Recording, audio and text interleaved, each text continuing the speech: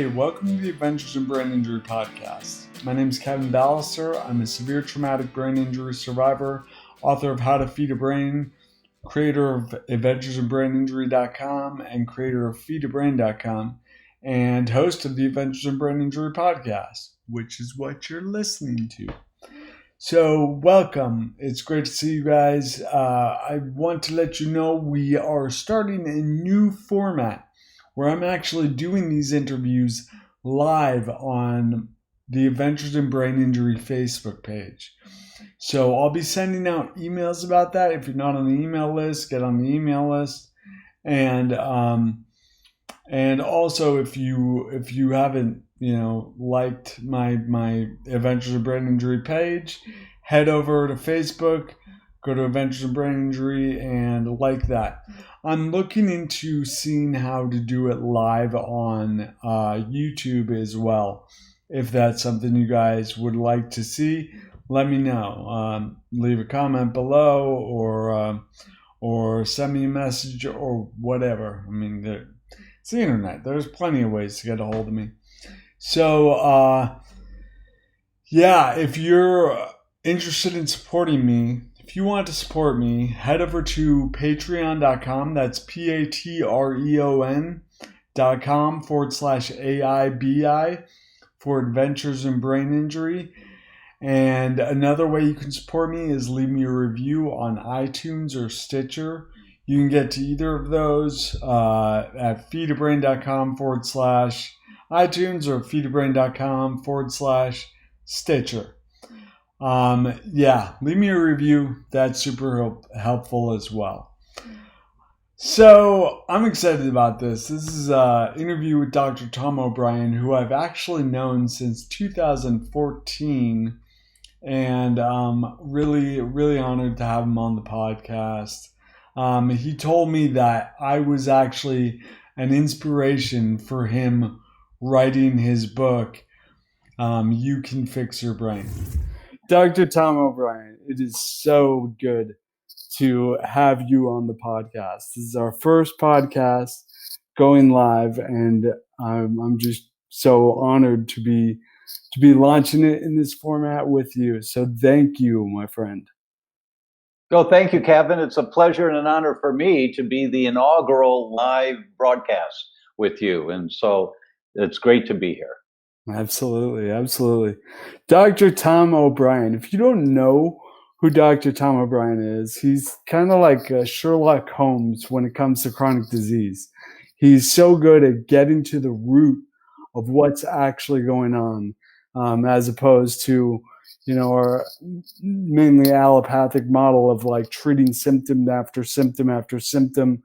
I mean, I'm working with clients who are on 14 different medications, many of them to treat the side effects of other medications. And it's like, let's get to the root of things so we can get rid of all of those medications and stand in our own power. And so Dr. O'Brien is on the faculty of the Institute of Functional Medicine and the National University of Health Sciences. He has trained and certified thousands of practitioners around the world in understanding the impact of wheat in the development of autoimmune disease. And my greatest interest is that Dr. Tom O'Brien wrote You Can Fix Your Brain, which, reading through it, we're just so on the same page on so many things. And I'm so honored to have you on the podcast. Thank you. Thank you so much. Thank you. I think I'd like to start with acknowledging what you've gone through in your life and why this is the passion in your life and the incredible recovery that you've made coming from trauma. And even when you come from trauma, if lifestyle, given our society today, 1 out of 3 elders in the US dies with Alzheimer's or another dementia. 1 out of 3. Which means that between you and I and you, the listener, 1 of the 3 of us are going down with Alzheimer's. It ain't going to be me, and it likely, Kevin, will not be you. But no way. So I say that because even when someone has trauma contributing to their brain dysfunction or brain injury, there was a lifestyle before the trauma that likely had them inflamed and not functioning at the level they wanted. And you've got to deal with the trauma. And Kevin, you're just the walking encyclopedia of that. And it's just so great, to see what you've gone through. Not great you've gone through it, but great how you've come through it to the other side, because it empowers thousands of people. So way to go, man. Thank you. But even for those people, even for those people that go through trauma, their lifestyle, the lifestyle of the average person in our world today is an inflammatory lifestyle. And what's critically important when you want your health to go in a different direction is to understand that boulder is going downhill right now. And whatever it is, whether it's your brain function or it's your cardiovascular function or it's your vitality and you got chronic fatigue, whatever it is, lifestyle has contributed to that boulder going downhill. And what we have to do is taper that off and get it slowly going uphill.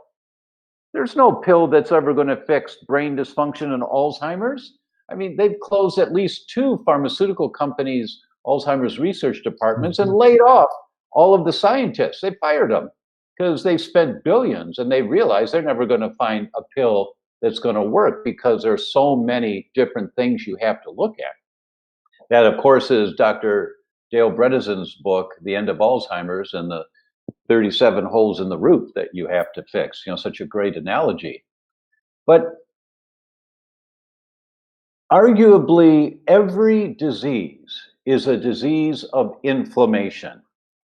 So if you're here because you want to get your brain functioning better, whether it's your child has recurring seizures, you have depression and you're on antidepressants, or anxiety or schizophrenia or whatever it should be, whatever the brain dysfunction is, a major contributor to that brain dysfunction is the inflammation in your body.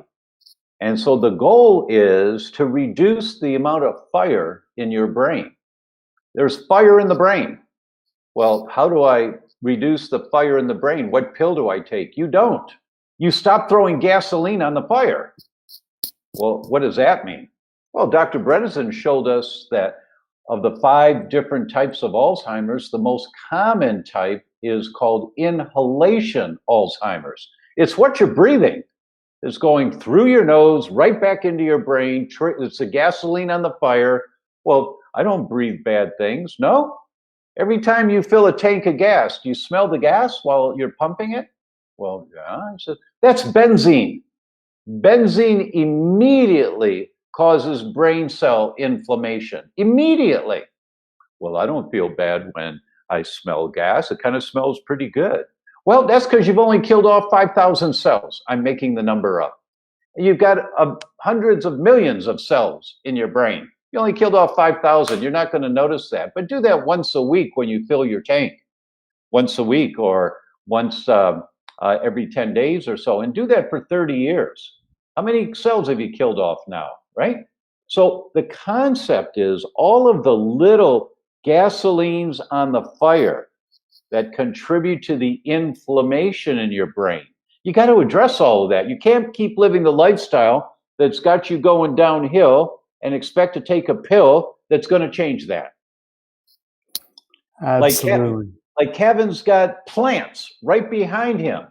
NASA published the study of common houseplants that absorb the toxins in the air in your home, because you may have heard indoor air pollution is much worse than outdoor air pollution in most environments, because it's the formaldehyde in the press boards of your kitchen cabinets and your bathroom cabinets. If they're not solid wood, they're press board and they're soaked in formaldehyde, or the flame retardant chemicals in your sheets and your blankets on your bed that you sleep in that outgas every night, or the phthalates from the plastic blinds on your windows that, well, I don't smell phthalates. No, you don't. But you ever see the sunlight coming through the window at the right angle? You see all the dust in the air. Now, Yeah, I don't smell any of that. No, but that's phthalates and flame retardants, chemicals and trichloroethylene and formaldehyde and all the stuff that we're exposed to every day. So what do? You get houseplants. You get houseplants that suck up those toxins, bring them down into the roots. The microbiome of the soil breaks them down, produces oxygen, and throws the oxygen back out through the leaves. And it makes your rooms happy rooms. So, and NASA showed 2 6-inch houseplants in a 10 by 10, 100 square foot room takes out over 73% of the toxic chemicals. Well, I don't have a green thumb. Do you remember what those plants were? There's a bunch of them. We've got a handout on it. Perfect. Mother-in-law's tongue is the one that I That's it, remember yeah. so well. And I know, I wonder, remember that one too. We ended up getting a bunch of those. yeah. And what's that? That's those almost like sword-like leaves that go up, and there's 10 or 15 of them coming out of the pot. They just shoot straight up as almost like a sword, and that's mother-in-law's tongue. And now I understand why it's called that, when I really looked at them. Ivies, Faustus, there's one kind of daylily, I think. There's a bunch of them. They're also in the book. I put them all in the book. And the point is, these are, well, you were about to go into how these are easy to grow also. And they, right. And if you think I don't have a green thumb, so buy some new ones in 2 months. Who cares? They're inexpensive. Right. They're inexpensive. I mean, look at his plants. They don't look like they're the most lush and tropical, covering the room, but they're doing the job. Mm-hmm. And if they're doing part of the job, it's better than no job, right? Right. And so absolutely, it's the little things you do that'll make a difference. And we fully believe that if you want to get from here in health to there in health, you need a map. You need a map. How do I get there? And it's all the little base hits you do. I always sign books. Base hits win the ball game. Yeah. Always. Base hits win the ball game. So it's all the little things you do that are going to help you win, stopping that boulder, going downhill, tapering it off, and slowly getting it rolling uphill, back to higher levels of health. We both have a chapter in our book that is progress, not perfection. Oh, that's great. High five on that, man. High five. Boom. Yes. Yes, nice. That's great. Yeah, absolutely. It's like, hey, do the best you can, and that's the best you can do, and then do a little better next day. And if you don't do much better, that's okay. You'll continue to progress. So yeah, exactly. Dr. Tom, you also wrote a book on immunity. You wrote a book on autoimmunity, but let's talk about immunity and how that affects brain function. Sure, you bet. Well, when you think of inflammation is produced by your immune system to protect you. That's how we get inflamed. And every degenerative disease is a disease of inflammation at the cellular level. It's just a question, is it a brain cell or a kidney cell? Is it gasoline or kerosene? But it's always inflammation, and that means activity of the immune system. So why does this happen? When you understand why this happens, this gives you oh, I get that. Really? Oh, that really is not good. That sucks. Excuse me. But once you understand it, you understand how to read the map to get from here, health the way you don't want it, to there, health the way you want it. You understand it. So we have the exact same body as our ancestors thousands of years ago. The same kidneys, the same gallbladder, the same liver, the same joints, the same muscles. We use our brains more, so we have more creature comforts, but everything's the same immune system. And what did our ancestors have to protect us from? What did the immune systems of the ancestors have to protect them from? Lions, bugs, tigers. Parasites, right? Lions, tigers, and bears, right? Bugs, parasites, viruses, mold, fungus, and bacteria.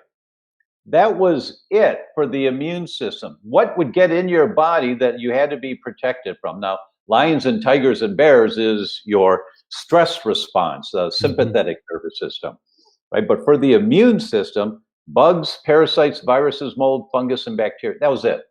That was it. And so our ancestors, their primary job was food, shelter, and safety, right? So 10, 15, 20,000 years ago. So they'd be foraging for food, they'd find something, they'd smell it, make sure it smelled okay, then they taste it, then they eat it. If it had a bunch of bacteria on it that they couldn't taste, but it got down into the stomach, the acid in the stomach kills bacteria. That's one of its jobs. That's why your stomach makes this really potent acid to kill any bacteria that our ancestors on their food they might have been exposed to. I think that's really important, is that the stomach acid is what's killing the bacteria. And I wanted to highlight this because so many people are taking antacids. Exactly. And let's talk about what do antacids do? They raise the pH, right? They reduce the acidity of the stomach. And the acidity is what's killing the bacteria. So what happens from that? Dr. Jonathan Wright wrote a book many years ago, the HCL book, I think it's called, something like that. It's on Amazon, Jonathan Wright, W-R-I-G-H-T. You read that book and you will respect the need for hydrochloric acid for the rest of your life. But he said, by the age of 40% of us are only making 40% of the hydrochloric acid we used to, because stress and Coca-Cola and sugar and all the things that damage our stomach, it doesn't function as well. So we have hydrochloric acid deficiencies. So if bacteria is not killed in the stomach and it gets into the small intestine, we have sentries standing there, standing guard just inside the first part of the small intestine. They're called toll-like receptors. And there's 9 toll-like receptors. Sorry, I'm geeking out on you, but toll-like receptor 4 is there just for bugs, just for bugs. And if any bugs come out of the stomach, any bacteria comes out of the stomach that hasn't been killed by the acid, the hydrochloric acid, toll-like receptor 4 gets activated. It flips the switch. What happens then? NF-kappa B, the major amplifier of inflammation, gets turned on in your gut. Now, it's the major amplifier. Now, I'd like to always talk about this. Back in the 60s, they were called garage bands. Why were they called garage bands? It's because our parents said, get those amplifiers out of this house. Take that out in the garage. And we had to run extension cords from the bedroom through the window out to the garage, putting extension cords together to plug into the amplifiers, start playing, and we blow the speakers or blow the fuses in the house again and again and again, right? But that's why they were called garage bands. I mean, we used to do Battle of the Garage Bands with Bob Seger back a long time ago. We lost every time, but it was fun. It was a fun time. But the amplifiers, the noise they make, NF-kappa B is the amplifier of inflammation in your body. It turns on the inflammation. And that means all the cytokines that get produced. Well, what turns on NF-kappa B? Toll-like receptor 4. Well, when does toll-like receptor 4 get activated? Whenever a bacteria comes out of the stomach and toll-like receptor, oh, bacteria, I need some inflammation here right now. And it kills whatever that thing is. Now, here's the kicker and why I'm telling you all this. Because wheat activates toll-like receptor 4 every time you eat it. As soon as wheat comes out of the stomach, it activates toll-like receptor 4. Not only the gluten in wheat, but other components of wheat called the amylase trypsin inhibitors. Sorry, I'm geeking out. But it activates the major amplifier of inflammation every time you eat wheat, whether you feel it or not.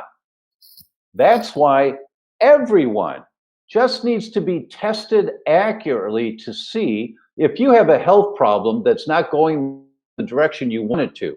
If you're going downhill, everyone needs to be checked to see, is my immune system fighting wheat right now? If it's not, and you did a comprehensive test, great. Eat your pizza, have fun. But you have to make sure you do a good test. Now, the most comprehensive test in the world is called the wheat zoomer, because you zoom in on the problem. There's no test that compares to it. I lecture all over the world, and there's nothing like it. And it's in the US, called the wheat zoomer. You go to my site, thedr.com, thedoctor.com, just don't spell the word doctor out, and type in wheat zoomer, read about it, print it out, and take it to your doctor and say, would you please do this test for me?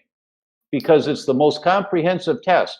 Anytime you're going downhill, you've got an inflammatory state, you have to, the most common source of gasoline on the fire is what's on the end of your fork.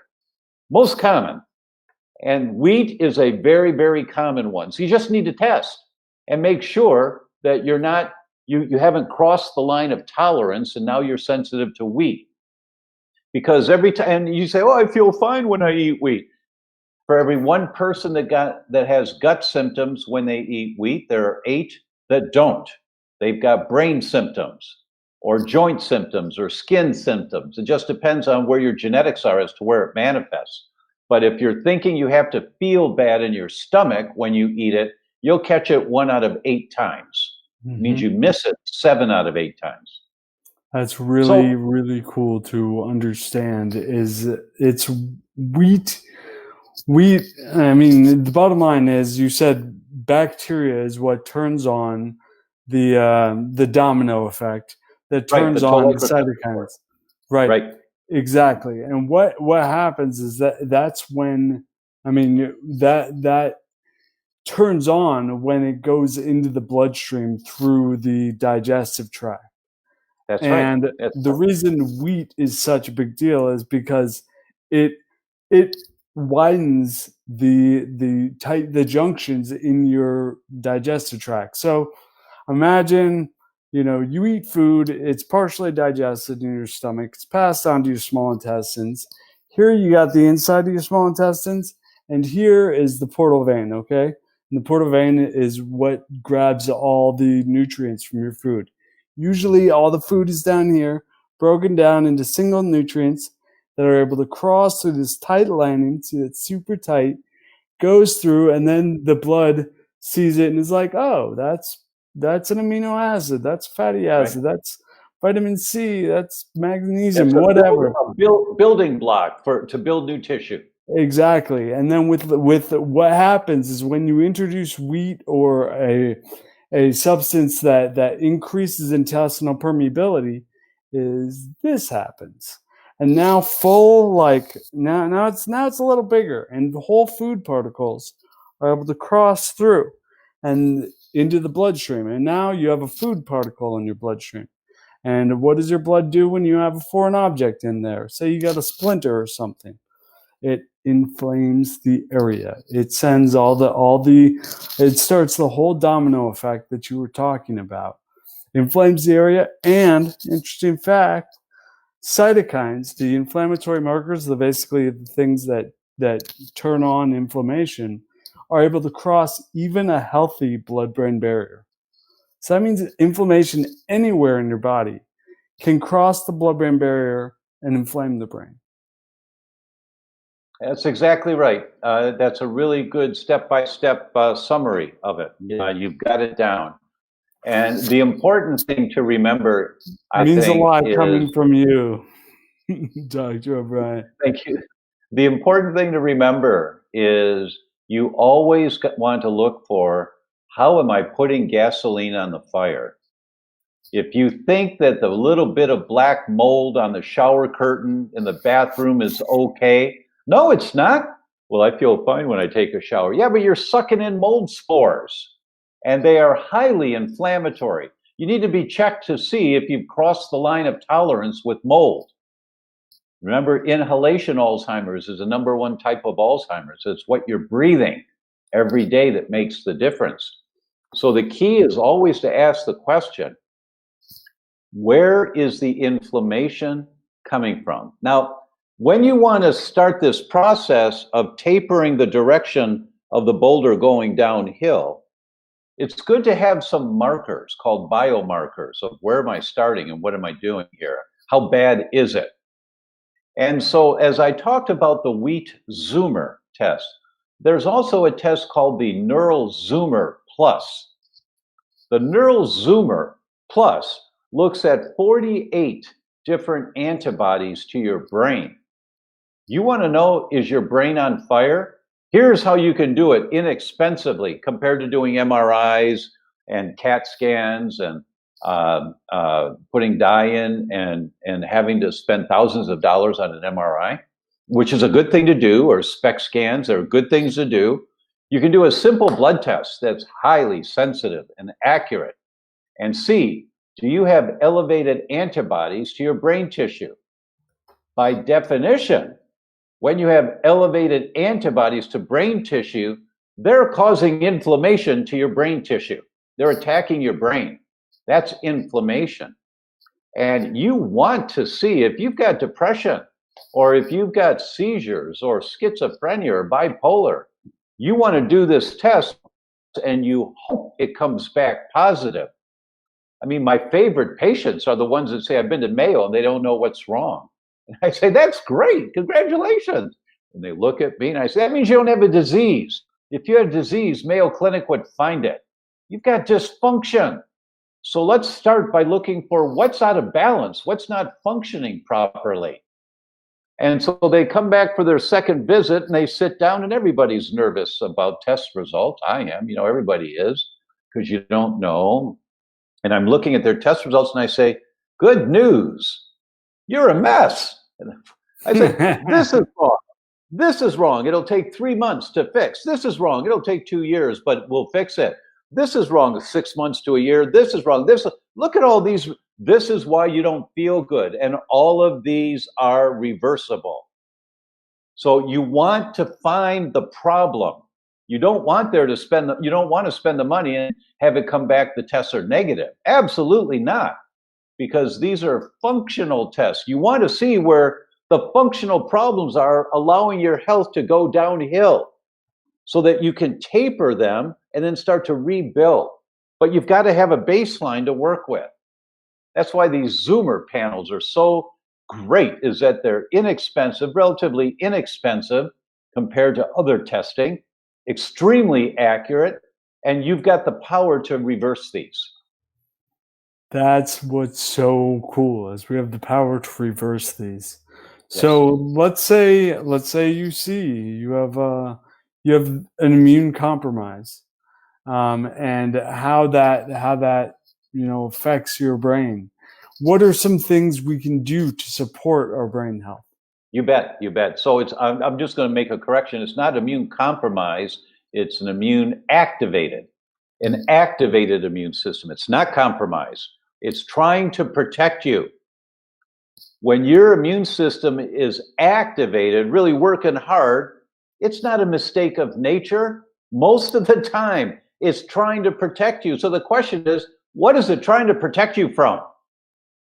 And you have to find out, is it mold? Have your house remediated, have it tested, have it remediated. And you do a urine test and see how many mold metabolites you have in your body. And if you're off the scale, that's a huge problem. Or is it trichloroethylene? Is it mercury? Is it aluminum, heavy metals? Is it food sensitivities? Just Google casein, which is one of the proteins in milk, casein, casein, and sudden infant death syndrome. And you go, what? Just Google it. Here come the studies. So is it a food that's causing inflammation in your brain? Is it an environmental toxin that you're being exposed to that's causing inflammation in your brain? Did you break a thermometer in your mouth when you were a kid and you've had mercury toxicity for the last 30 years? That happened for me. I developed a cataract when I was 44 on one side. And that's highly unusual for a healthy middle-aged guy. I was doing triathlons and scoring in the top percent of the top 10% of the 30 to 35-year-olds. And I was 44, so I was walking tall. I'm a stud, walking tall, feeling great. I developed a cataract. I thought I was healthy. No, my muscles were healthy. My lungs were working well. I was able to perform in races and things, but part of my body was not healthy, my eyes. I developed a cataract. So where did this come from? And the ophthalmologist said, we don't know. It's kind of unusual to see. So I started doing research, and I found that lead poisoning could cause a cataract. And I said, well, I don't have lead poisoning. That's not it. Well, maybe I should check. I had the highest level of lead of anyone that I've ever tested. And I've done hundreds and hundreds of tests. And I had the highest level of anyone ever. And then I realized from birth to 7 years old, we lived 1 block from river.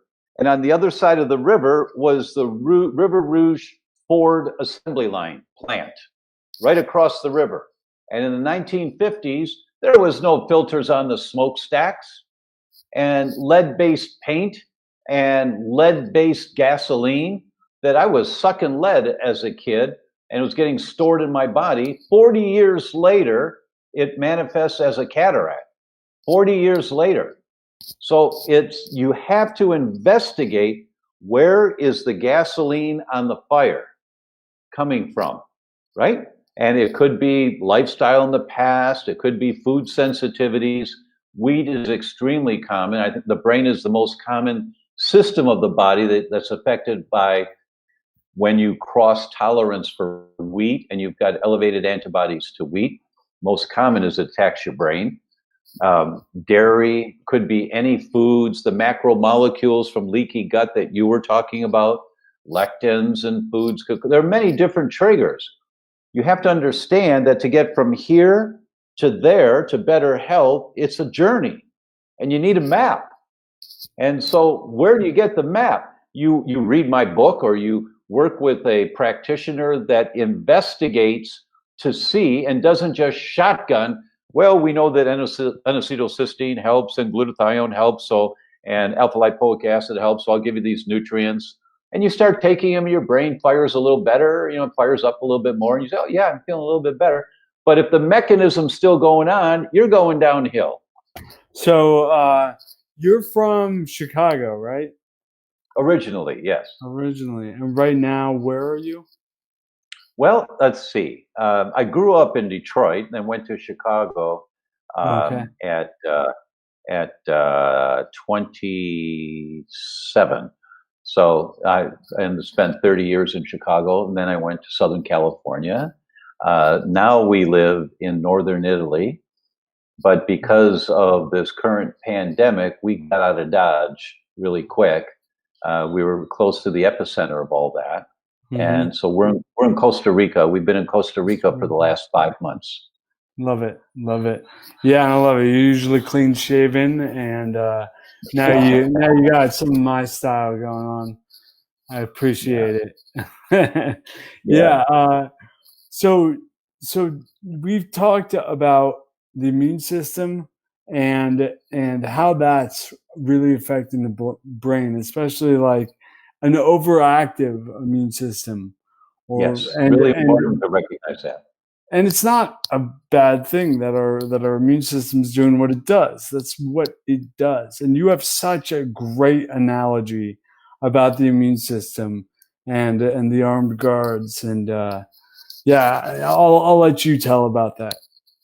Tell people the cytokines, the bullets, the inflammation bullets. Well, to understand the brain and brain function, we really have to understand that for every message going from the brain down telling the gut what to do, there are 9 messages from the gut going up telling the brain what to do. That it's the microbiome in our gut. It's the bacteria and viruses, everything in the gut together. 1/3 of all the small molecules in the bloodstream at any one time, your bloodstream is just a highway. It's carrying traffic everywhere, but it's just a highway. It's all going the same direction, but there's no lanes of traffic. It's all going the same direction. And 1/3 of all of the molecules, the small molecules in the bloodstream, are coming from the bacteria in the gut. Why? Because they're messengers. And the messengers are going up to the brain to say, make this amount of brain hormones called neurotransmitters, and make this amount of this neurotransmitter. And let's get this function going over here. And these molecules from the bacteria in the gut go to the liver, and they go to the heart, and they direct the heartbeat. And the bacteria in the gut, and this is a geek word, modulates. It means has its hands on the steering wheel of where your body's going. The bacteria in the gut control all of that. And it's driving the car of your body. And just turn the steering wheel a little bit, 5 degrees from center, and 100 yards, you're off the road. So if you've got an imbalance in your gut, the messengers coming from the gut to brain function are altered, you're off the road. You've got brain dysfunction. So you never treat the brain as the exclusive area with brain symptoms. You always have to look at the gut. More and more papers are coming out on that now than ever before. 10 years ago, we didn't know this. Or there were some pioneering papers 10 years ago in 2010. I guess I'd say 15 years ago, we didn't really know this at all. But we know it now. We know that whenever you're treating brain function, you've got to treat the gut, because the inflammatory molecules are coming from the bloodstream. They get into the brain. Now, let me explain the anatomy of the gut, because it relates to the anatomy of the brain. So your gut starts in your mouth, it goes to the other end. It's one big long tube, and if you take a donut, if you could stretch a donut out, one big long donut, that's your gut.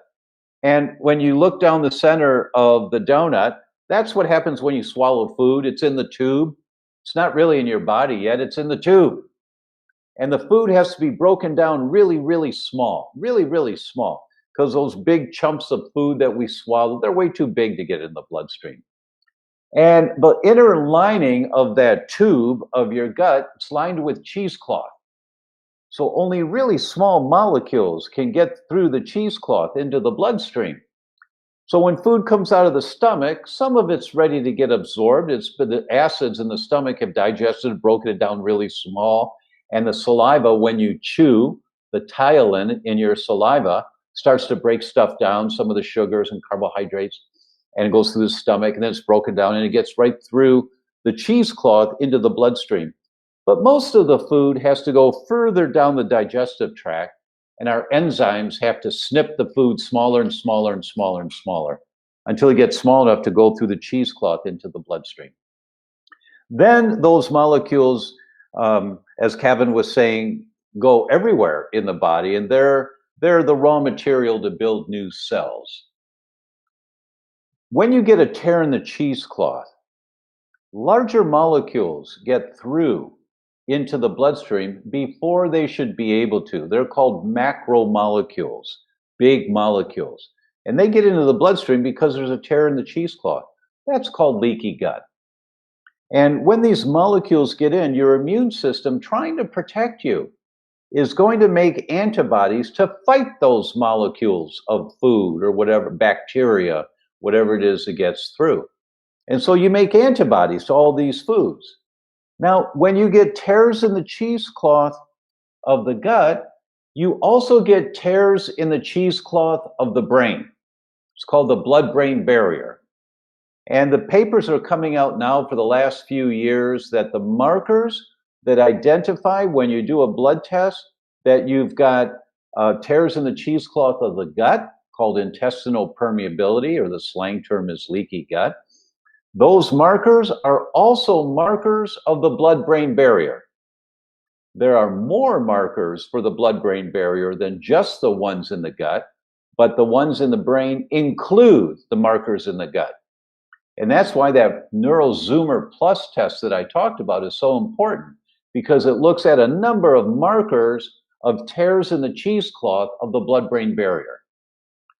When you get and trauma will cause tears in the cheesecloth of the blood-brain barrier. When you get tears in that cheesecloth, a breach of the blood-brain barrier, I call it B4, capital B number 4. When you get B4, now these larger molecules get in the brain that shouldn't be able to get into the brain. Because they're in the bloodstream, they may be okay in the bloodstream, maybe not, but the cheesecloth of the blood-brain barrier is the tightest epithelial lining of all. We've got that same kind of lining in our gut, in our lungs, in our bladder, and our brain. The brain is the tightest, the smallest.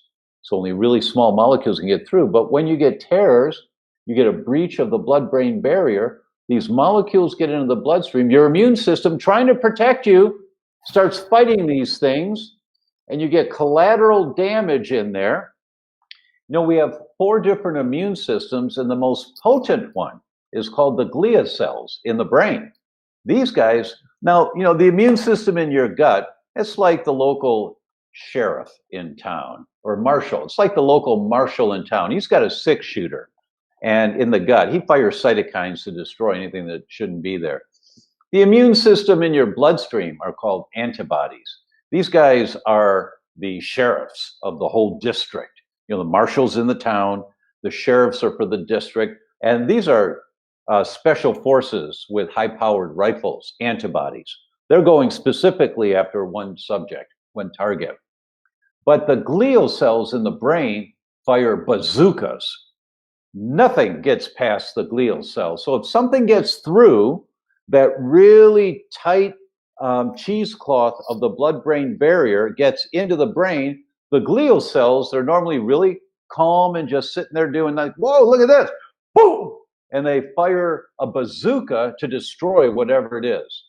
That's really great. We need that. But when you keep getting tears in the cheesecloth because you're sensitive to dairy, as an example, and you keep eating dairy, tearing the cheesecloth in your brain, or wheat, tearing the cheesecloth in your brain, or mold, tearing the cheesecloth in your brain, whatever the trigger is that's tearing the cheesecloth, these molecules get through, the glial cells go boom, boom, boom, boom, and you get all of these bazookas going off, causing collateral damage that damages your own brain tissue. When you damage your own tissue, your body has to make antibodies to get rid of the damaged tissue. That's the NeuroZoomer Plus, because it looks at 48 different tissues in your brain. And if you've got a bunch of antibodies to your own brain tissue, you got tears in the cheesecloth, and there's fireworks going off in there all the time. It's an inflamed brain. And I just want eventually, to say something about having the antibodies to clean up the already damaged cells. Like we are always replacing cells all the time, and if there right, are it's dead cells normal, in our body, yeah, it's totally normal that our right? immune system cleans up the debris and whatever it is, Good point. whatever. Yeah, so it's totally normal. Shooting a bunch of bazookas, maybe not the wisest thing to do, though. When you have elevated levels of antibodies to your pituitary or elevated levels of antibodies to synapsin 1 in your brain or elevated levels of any of the other brain tissue, you're killing off more cells than you're making. That's the kicker. That when you have a normal level of antibodies to your thyroid or to your brain or to your muscles, that means you're making as many new cells as you're losing. You're within the normal reference range. But when you have elevated antibodies, you're killing off more cells than you're making. That's the kicker. That's why that NeuroZoomer Plus test is so helpful, because it shows you where are you right now. Oh, wow, I'm killing off a lot of brain cells. Yes, you are. Well, what does this mean? It means we have to find out where's the gasoline on the fire, and you go through the protocols, whatever they are for you. 6 months later, you go back and say, oh, look, the first time we did this test, you had 19 different antibodies elevated to your brain. Now you've only got 4. Wait, it's no good to have 4, but it's so much better. Stay the course. You're doing really well. What we're doing is working. It might take a year or 2 years to get it all cleaned up, but you want the marker to confirm what you're doing is working. That's what's critical. So that you're not just shotgunning some protocol because it seems like it might work for you. You want biomarkers. That's what the term biomarkers means. Means that it's a register of where you are right now. What's happening right now? It's not good, it's not bad, it's what's happening right now. Well, I don't want that. Well, neither do I. All right, let's fix it. But it's going to take you a while, but now we've got the marker to compare to make sure what we recommend to you has worked or is working. That's the kicker here. That's a takeaway message. So Deb asks if you have a comprehensive list of all the tests you've done, where we can find that. Oh, sure. Well, every patient that comes into me now, because Alzheimer's is 1 out of 3, and that means we all are likely to have brain inflammation going on. Every single person that comes in, we start with the Wheat Zoomer and the Neural Zoomer Plus. Now, there's a Neural Zoomer, which is 18 different markers to the brain, but the Neural Zoomer Plus, my wife and I, where we are right now, it's where we came for our honeymoon 3 years ago, and we spent 6 weeks here. You know, I could be anywhere if I have good internet. And I read 93 research papers on the blood-brain barrier on our honeymoon, 93. And we just had the best. I've got a great wife. You know, she just loves me and supports me. And we had a great time. But then when I got back, I called the lab, and I don't work for that lab, but I said, hey, guys, you know, the Neural Zoomer, 18 markers is great, but did you know this, or about this ratio, or about this, or this? No, I'll send you the papers. 8 months later, the Neural Zoomer Plus test comes out. So that is the test in the world. There's nothing like it. And I think it's about $600, I think, something like that, which is not inexpensive, but comparatively, to look at 48 antibodies to your brain, each one of those usually costs about $50, $70, sometimes $125 for one, and you're getting 48 of them with the highest sensitivity and specificity possible in the world. It's like, it's a game changer. That's why I'm so excited about it, and I don't hold back talking about it. It's not the only thing in the world you do, but it's the starting point because it gives you the biomarker. Where do you start? Well, you do the Wheat Zoomer because it looks at wheat and also intestinal permeability on the same test, the leaky gut. It looks for that on the Wheat Zoomer. You do the Wheat Zoomer and the Neural Zoomer Plus. That's your starting point for most brain conditions. I like it. I like it. And then how about for repairing leaky gut? What are some tips you have for that? So when dealing with a tears in the cheesecloth, it's called pathogenic intestinal permeability, because intestinal permeability is not bad for you. It's the way we absorb our vitamins and minerals. Is the cells open up in the gut and they allow one molecule. It's like the Panama Canal. You know, the gate opens, the food comes in, the gate closes, the immune system checks it out. Next gates open, food goes down a little further, gates close, the immune system checks it out. That's how we absorb our food. But leaky gut is when the gates are all stuck open and things just come through. So the first thing you have to do is identify, how am I throwing gasoline on the fire in my gut? That's critically important, and that's always the most common trigger is what's on the end of your fork. That's most common. So you have to do some testing. That's why we do the Wheat Zoomer on every patient that comes in to see if we need to recommend a gluten-free diet to them. And we do, usually what we recommend for them then is wheat, dairy, and added sugar. Those three are out because dairy, we try to save them the expense of the dairy Zoomer. But if they won't do it, you know, say, I love my cheese. I said, all right, then do the dairy Zoomer. Let's find out. Because, you know, I can't work with you if you I one hand behind my back, but I strongly suspect this. And they do the dairy Zoomer, and every single person has come back positive. So we try to save them the money now. When people are positive for the Wheat Zoomer, we haven't seen anyone come back negative on the dairy Zoomer.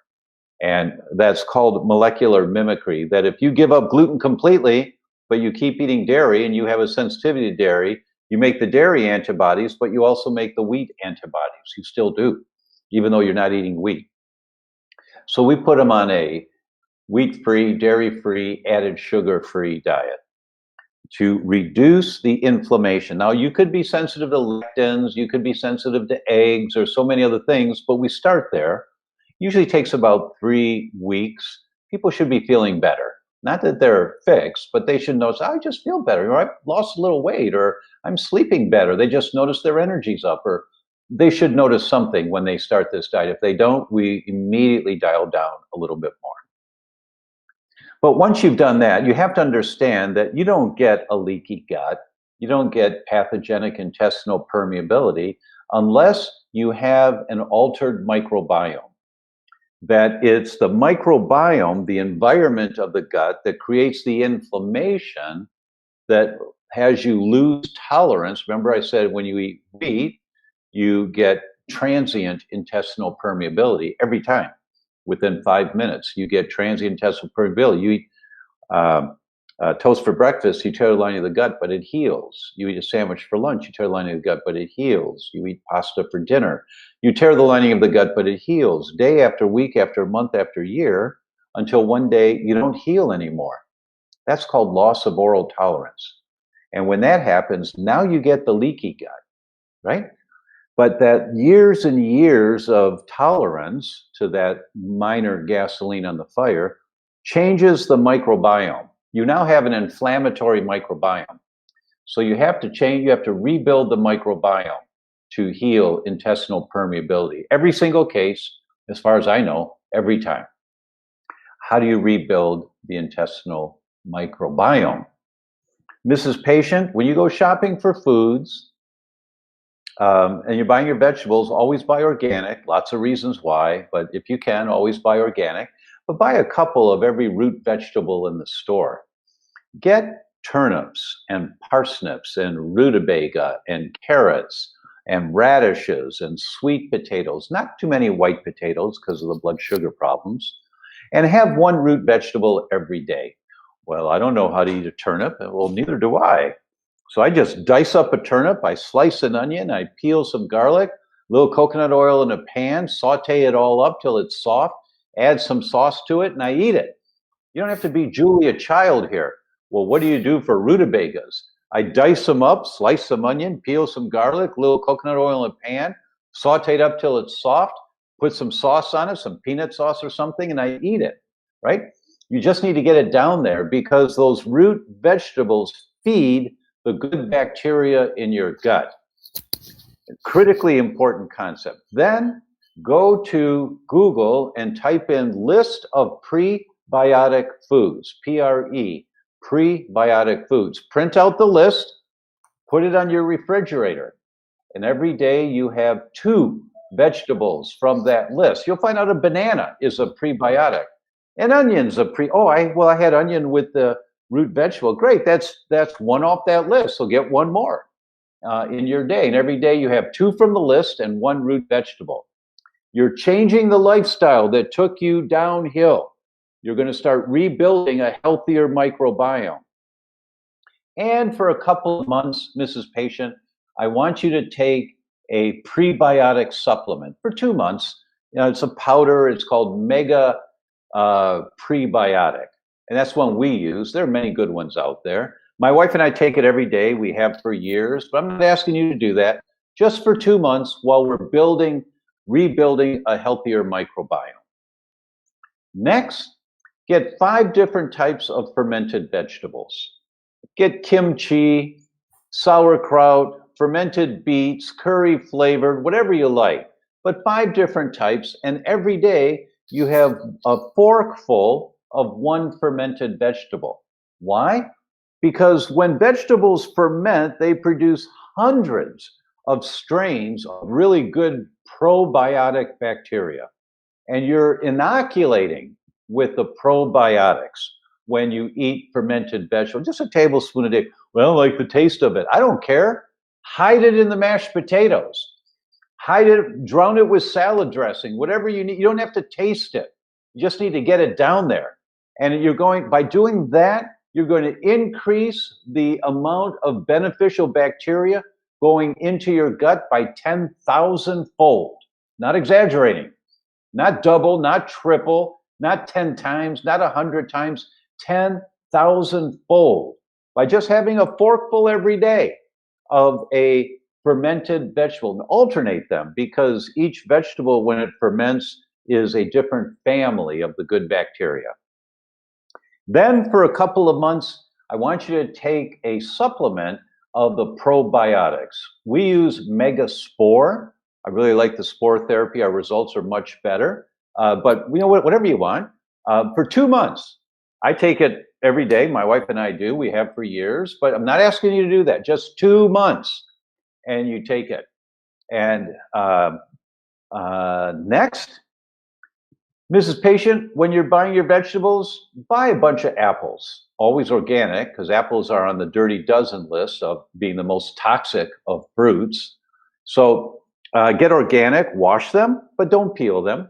Cut out the seeds, dice them up, put them in a pot, about this high in a pot, add 1/3 the height of water to the amount of apples you have, 1/3. Put some cinnamon in there, a couple of raisins if you like. Turn it on high, let it boil. In about 10 to 12 minutes, when you look in there and you see that there's a shine on the skin of the apples, it's done. Turn it off. You've made applesauce. Now, one of the arguably most powerful enzymes in your gut is called intestinal alkaline phosphatase, IAP. Intestinal alkaline phosphatase does so many things for you. It helps the good guys to colonize, to grab onto the walls of the intestines and to reproduce. It fights the bad guys, the bad bacteria. It reduces cholesterol if your cholesterol's too high, reduces triglycerides if they're too high.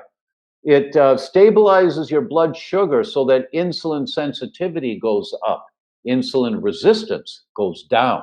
So insulin works better for you. It reduces the toxins getting into your bloodstream by 73%. It's incredible. This is why, and it's the pectin from apples that increases intestinal alkaline phosphatase. This is why an apple a day keeps the doctor away. It really does, because you increase IAP. So have a tablespoon or two of applesauce every day. Don't buy the commercial stuff. It won't work the same. And when you make it, it'll last 3, 4, 5 days is fine. A tablespoon or 2 a day, that's all. But you're just consistently feeding a little bit to increase IAP. It's not like you do it once a week and think it's going to work. These are the lifestyle habits that taper that downward spiral and get you going upstream. So, what did I just say? Eat root vegetables, take a prebiotic supplement. Eat fermented vegetables, take a probiotic supplement. Eat a little applesauce every day, and reduce the inflammatory triggers on the end of your fork. In a couple of months, you've rebuilt your microbiome, which reduces the inflammatory state of the microbiome, which then allows you to reduce the intestinal permeability or leaky gut, which then reduces the amount of big molecules getting into the bloodstream, which reduces the immune system have to fight all those big molecules, which was tearing the blood-brain barrier, causing a breach of the blood-brain barrier. So you reduce the breach of the blood-brain barrier, which calms down the inflammation in the brain, which then calms down the amount of antibodies to your brain tissue. This is an important, critical step. It's not the only thing you do, but it's a critical step in stabilizing inflammation in your brain. That's so good. Rebuilding the blood-brain barrier of the brain. And I also want to, we're talking to a lot of people with brain injury. My page is Adventures in Brain Injury. This is the Adventures in Brain Injury podcast. And the deal is, when you have trauma to your brain, your blood-brain barrier is definitely breached. And Absolutely. Let's talk about what happens when you have a breached blood-brain barrier and what happens to the gut as a result of that.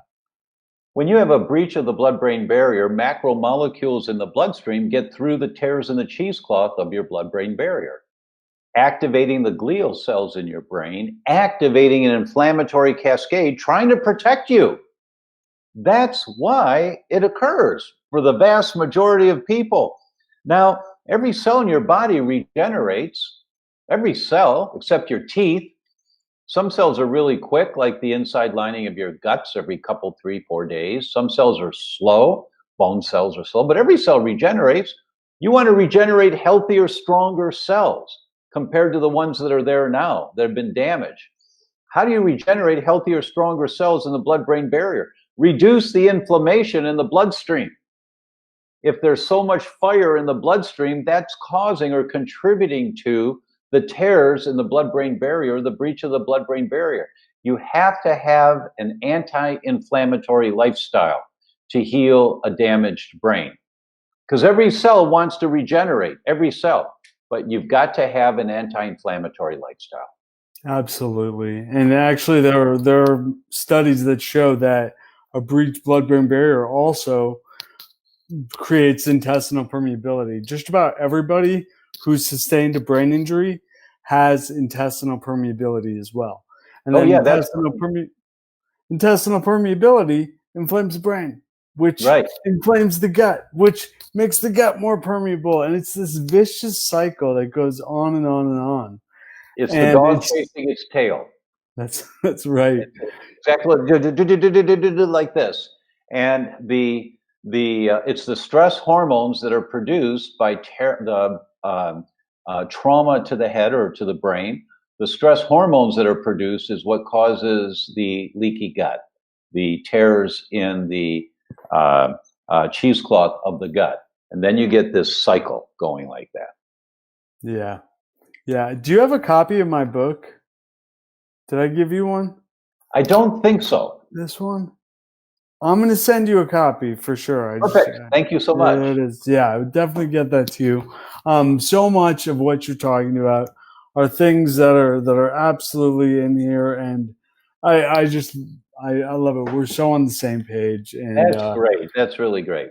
I mean, ever since I met you back in 2014, been following your work, and so much respect and appreciation for you being on this, on here with us, and for the work you're doing in the world.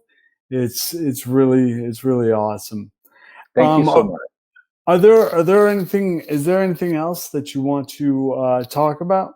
Well, let's see. I think my staff said, we've got a gift or something, a sneak peek. I did 87 videos on the brain and put it together on how to create a healthy brain or how to come back to a healthy brain. And we did a sneak peek, and it's at thedoctor.com/free my brain, FREE, free my brain. And so anyone that would like to watch a couple of the videos and see, if I resonate with you and how I talk, and you want to learn a little more about how to enhance your brain function, it's thedr.com/free my brain. Perfect. All right. Well, thank you so much. Thank you all so much for being here. If you're enjoying these, leave a review on iTunes. That's a real easy way. And support us at adventuresinbraininjury.com/support. And so much appreciation. I'm also doing consultations, working with clients who often have a loved one in a medical crisis or just recovering, going through their experience. I mean, as you know, Dr. Tom, the medical system leaves people in a pretty difficult space, and this is why I do what I do. You bet. I think it's really important, the information you carry out. And we have to understand that those specialists are there to save your life, and they do an awesome job. They do an awesome job. They are not there. They are not there to teach you how to rebuild your brain. They're not there for that. That's not their specialty. Their specialty is to save your life. And they're great at that. Thank God for the technology we have today. Absolutely. Books like yours. I'd be books so like yours dead. I was just gonna say I wouldn't have made it if it wasn't for the emergency care. So important. Doctors, Conventional medicine saves lives very, very Yeah. well. When it comes to restoring health, that's books like yours, and that's books. It's what we And do. yours. And Yeah. thank you. And I love doing what I do, and helping people navigate through their crisis, or through their injury, or through their recovery. Yeah. So, Well, my thank you friend, for what you do. Thank you so much. thank you. Absolute pleasure. And we will see you next time, everyone. Take care. Someone take me to a doctor.